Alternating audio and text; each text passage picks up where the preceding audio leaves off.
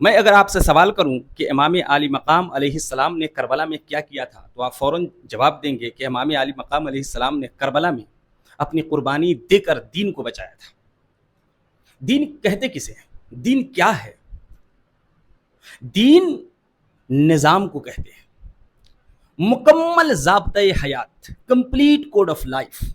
امام علی مقام علیہ السلام نے دین کو بچایا تھا، وہ اسلامی نظام، اس نظام کو بچایا تھا۔ اسی لیے میں کہتا ہوں جب کربلا کا مہینہ شروع ہو جائے تو واقعہ کربلا کے ساتھ ساتھ، یعنی ذکر کربلا کے ساتھ ساتھ فکر کربلا کو بھی بیان کیا جائے۔ بے شک آپ مسلم بن عقیل کی شہادت سے لے کر کے اور حضرت علی اصغر، حضرت علی اکبر، حضرت قاسم، حضرت عباس علمبردار، تمام کی شہادتوں کو بیان کریں، اور بیان کیا جاتا ہے اور بیان کرنا چاہیے، لیکن اس کے ساتھ ساتھ آپ فکر حسین کو بھی بیان کریں۔ فکر حسین، کربلا کا پیغام کیا تھا، حسین کی فکر کیا ہے، اسے بھی بیان کیا جانا چاہیے تاکہ نوجوانوں کے اندر ہمت آئے، حوصلہ آئے۔ ہمیں جب کہا جاتا ہے کہ امام علی مقام علیہ السلام نے سر دے دیا لیکن باطل کے آگے سر نہیں جھکایا، تو ہمیں بھی ایسا ہونا چاہیے۔ جب یہ کہا جاتا ہے تو شاید نوجوانوں کے ذہن میں یہ آتا ہے کہ کبھی ہمارا باطل سے مقابلہ ہوگا میدان جنگ میں اور باطل ہمارے سامنے ہوگا تو ہم اس وقت جو ہے سر نہیں جھکائیں گے اور مقابلہ کریں گے۔ یہ تصور ہم نے پال رکھا ہے، ایسا نہیں ہے۔ غفلت اور بغیرتی کے چشمے کو اگر ہٹا دیا جائے تو آج قدم قدم پر یزیدی ہمیں نظر آتے ہیں، اور یہ پورا نظام جو ہے یزیدی نظام ہے۔ جس قوم کے لوگ ہوٹلوں پہ گپے لگاتے ہوئے، چائے کی چسکی لیتے ہوئے، اخبار جہاں پڑھتے ہوئے رب کے سجدے چھوڑ دے، وہ لوگ اسلامی نظام کے انڈر نہیں ہیں، وہ لوگ یزیدی نظام کے انڈر ہیں۔ جس قوم کے لوگ اپنے بچوں پر 5,000 روپیہ خرچ نہیں کر سکتے تعلیم کے لیے، جو لوگ اپنے بچوں کو پڑھاتے نہیں ہیں، 1,00,000 روپیہ بھی خرچ نہیں کر پائیں ایجوکیشن پر، وہی لوگ جب اپنے اس بچے یا اس بچی کی شادی کرتے ہیں تو صرف ڈیکوریشن پر 10,00,000 روپیہ خرچ کر دیتے ہیں۔ یہ اسلامی نظام نہیں ہے، یہ حسینی جو ہے سوچ نہیں ہے، یہ یزیدی فکر ہے۔ ہمارے مکاتب اجڑے ہوئے ہیں، ہمارے مدارس اجڑے ہوئے ہیں، ہماری جو ہے مساجد ویران ہیں، مسجدیں ویران، خانقاہیں ویران، مدارس ویران، مکاتب ویران، اور ہم سمجھتے ہیں کہ جو ہے یہ جو ہے ہم مکمل مسلمان ہیں اور دین ہمارا جو ہے ہم جس دین کو مان رہے ہیں یہی دین ہے، یہی اسلام ہے۔ یہ جمعہ جمعہ ٹوپی لگانا یہ آپ کا اسلام ہو سکتا ہے، یہ وہ اسلام نہیں ہے جسے امام علی مقام علیہ السلام نے کربلا میں بچایا تھا۔ یہ اسلام کا نیا ورژن ہے جو آپ نے کریٹ کیا ہے، یہ وہ اسلام نہیں ہے جو امام علی مقام نے جس اسلام کو بچایا تھا۔ یاد رکھ لیں، امام علی مقام نے جس اسلام کو بچایا تھا وہ اسلام کچھ اور ہے، اور ہم جس اسلام کو مانتے ہیں وہ کون سا اسلام ہے؟ جمعہ جمعہ مسجد میں حاضری دے دیا، کبھی من کیا تو کسی جو ہے مزار پہ حاضری دے دی، کبھی کسی میلاد میں شرکت کر لی، اور باقی روزمرہ کی زندگی میں حرام خوری، چغل خوری، رشوت، غیبت، یہ سب کچھ عام ہے۔ یہ سب کچھ امام علی مقام نے پیغام کیا دیا ہے؟ امام علی مقام نے دین کو بچایا ہے، دین کی بقا کے لیے، دین کے فروغ کے لیے، دین کے جلا کے لیے سب کچھ جو ہے قربان کر دیا، اور کہا، پیغام دیا کربلا سے کہ کچھ بھی ہو جائے، جب بات دین پر آئے، جب بات دین پر آ جائے تو پھر کمپرومائز مت کرنا۔ اور اصل میں زندگی یہی زندگی ہے جو دین کے لیے کٹے، باقی کیا ہے؟ باقی کیا؟ کچھ نہیں۔ شہادت ہے مطلوب مقصود مومن، نہ مال غنیمت نہ کشور کشائی۔ اپنے بچوں کو یہ پیغام دے، امام علی مقام کا فکر، حسینی فکر اس کے دماغ میں، اس کے ذہن میں جو ہے بیٹھانے کی کوشش کرے۔ جب بھی محرم کا مہینہ شروع ہو تو ذکر حسین کے ساتھ ساتھ، شہادت امام علی مقام علیہ السلام کے ساتھ ساتھ فکر امام علی مقام علیہ السلام بھی بتایا جائے، پڑھایا جائے، سمجھایا جائے۔ اقبال کہتا ہے، رمز قرآن از حسین آموختیم، قرآن کے راز کو ہم نے حسین سے سیکھا ہے۔ اگر اپنے آپ کو حسینی کہتے ہو تو وہ کام کرنا ہوگا جو امام علی مقام علیہ السلام نے کیا تھا۔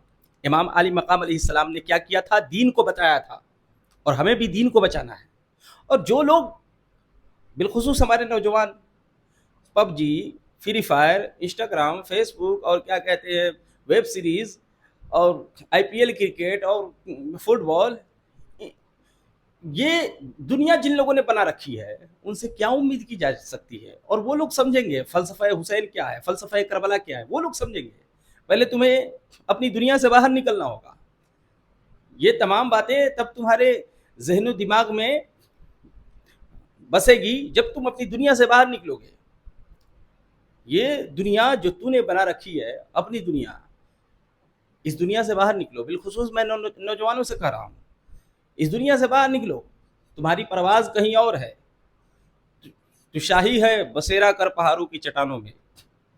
ٹھیک ہے، نہیں تیرا نشیمن قصر سلطانی کے گنبد پر، نہیں تیرا نشیمن قصر سلطانی کے گنبد پر، تو شاہی ہے بسیرا کر پہاڑوں کی چٹانوں میں. یہ سوشل میڈیا کا پھیلایا ہوا بے حیائی کا یہ نظام، یہ تمہیں جو ہے پھنسانے کے لیے کریٹ کیا گیا ہے. نکلو اور امام علی مقام علیہ السلام کے پیغام کو سمجھو، سنو. آج یہ دین جو ہے ہمارا دین مذہب اسلام، اس کے لیے کام کرو. یہی زندگی ہے اصل میں. امام علی مقام نے اسی کے لیے قربانی پیش کی تھی. اور دین کے لیے ہی جینا اصل جینا ہے، اس کے علاوہ جینا کوئی جینا نہیں ہے. بات سمجھ میں آ رہی ہے؟ دین کے لیے وہ جذبہ، وہ انرجی تم جو ہے دنیاوی کاموں میں لگاتے ہو، اسے جو ہے وقف کرو، اسے جو ہے صرف کرو ان کاموں میں. آج مکاتب کا حال جو ہے بے حال ہے، مدارس کا حال بے حال ہے. مساجد کو دیکھ لیں، مساجد ویران ہیں. ان تمام پر کام کرو.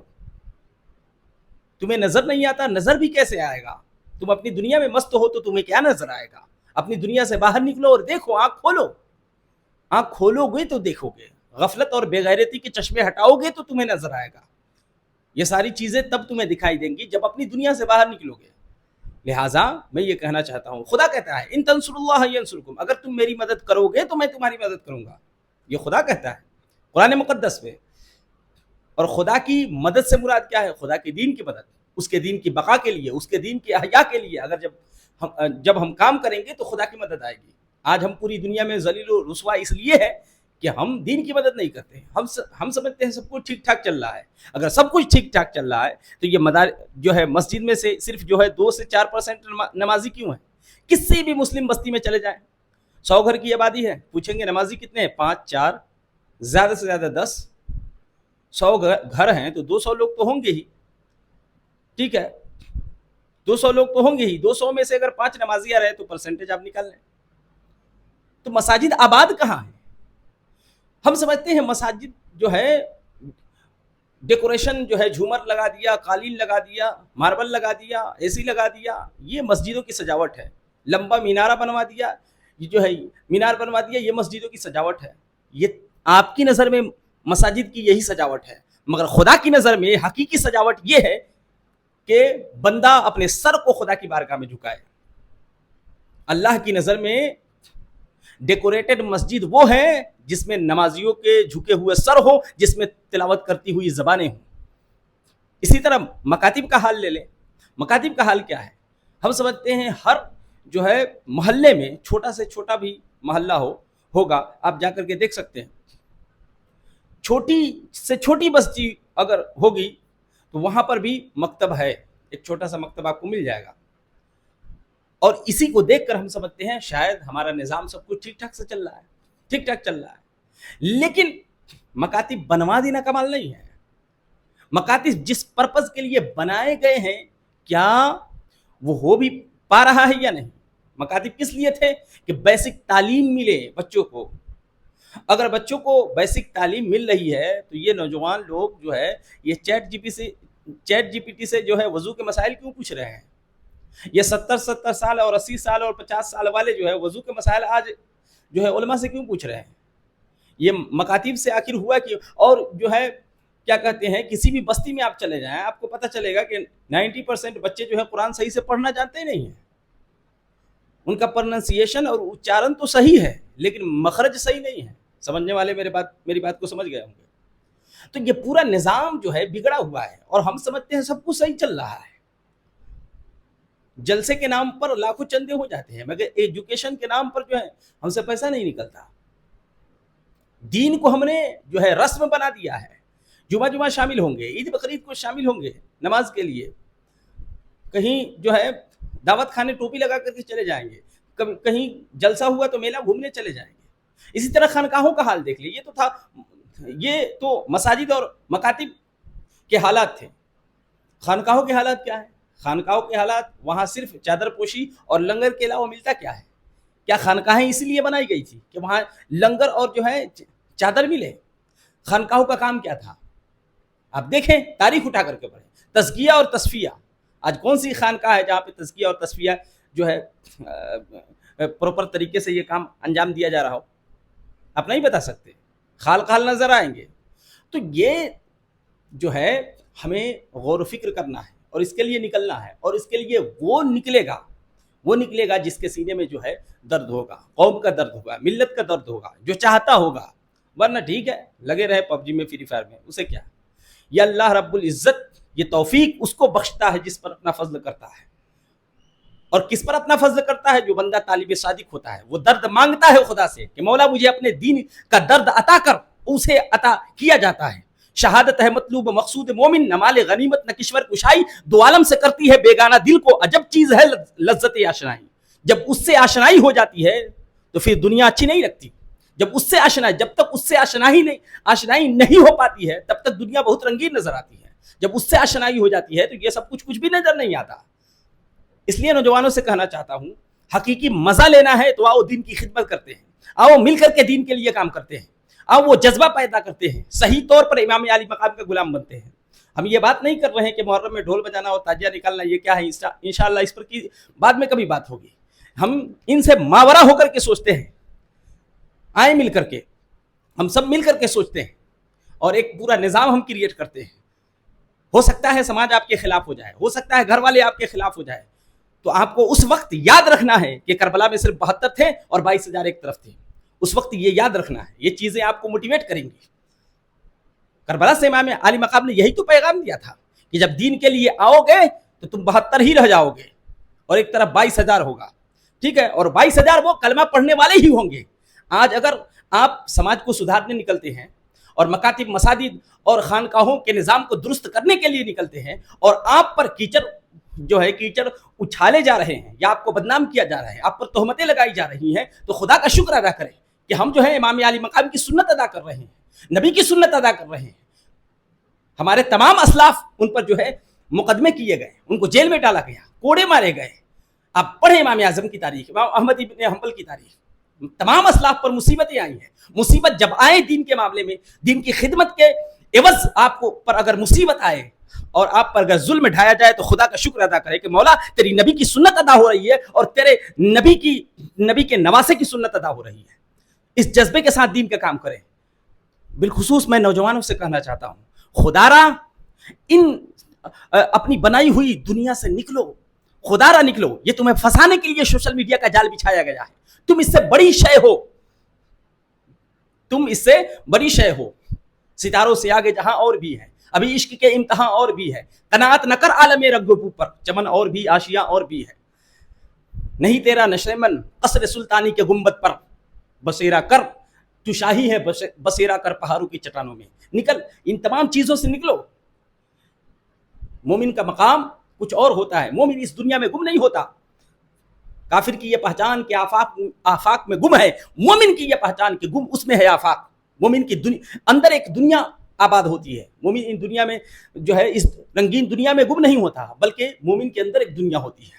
وحدت کے جو ہے سمندر بہ رہے ہوتے ہیں. بات سمجھ میں آ رہی ہے؟ خدا را ان چیزوں سے تم سمجھتے ہو گیمز میں مزہ آتا ہے, تم سمجھتے ہو انسٹاگرام فیس بک پر مزہ ہے, تم سمجھتے ہو بینک بیلنس اور جو ہے پیسے بنانے میں مزہ ہے. کبھی دین کے جو ہے دین کی وادی میں نکل کر کے دیکھو, دین کی خدمت کی وادی میں نکل کر دیکھو. وہ لذت, وہ آشنائی نصیب ہوتی ہے جو ہم یہی کہتے ہیں کہ قسمت والوں کو ہی نصیب ہوتی ہے. لہٰذا ہم حسینی ہیں اور صرف نام کے حسینی نہ بنے, کام کے حسینی بنے. خدا را امام علی مقام کی سنت کو زندہ رکھے. جہاں بھی ظلم دیکھے, کرپشن دیکھے, آواز اٹھائیں. اللہ نے ہمت دی ہے, طاقت دی ہے, دولت دی ہے, تو اس کے ذریعے آواز اٹھائیں, بلند کریں ظالم کے خلاف. کیا ہوگا؟ مر جائیں گے. ظلم کے خلاف آواز اٹھاتے ہوئے اگر مر جائیں تو یہ تو خوش نصیبی ہے. یہ تو امام علی مقام کی سنت ہے. زندہ ہے تو عبادت, مر گئے تو شہادت. ڈر کیا؟ جہاں بھی ظلم دیکھیں گے، کرپشن دیکھیں گے، دین کے خلاف جو ہے کام دیکھیں گے، ہم آواز اٹھائیں گے، ہم آواز اٹھائیں گے۔ اور اگر آپ کو بات سمجھ میں نہیں آ رہی ہے کہ خدمت کیسے کرنی ہے، تو سب سے پہلے آپ کو اپنی دنیا سے باہر نکلنا ہوگا، تب نظر آئے گا کہ کیا کیا کیا جو ہے کام کرنے ہیں سماج کے اندر۔ دعا ہے اللہ رب العزت سے کہ اللہ رب العزت ہمیں صحیح سمجھ عطا فرمائے۔ استغفر اللہ ربی من کل ذنب و اتوب الیہ۔ السلام علیکم ورحمۃ اللہ وبرکاتہ۔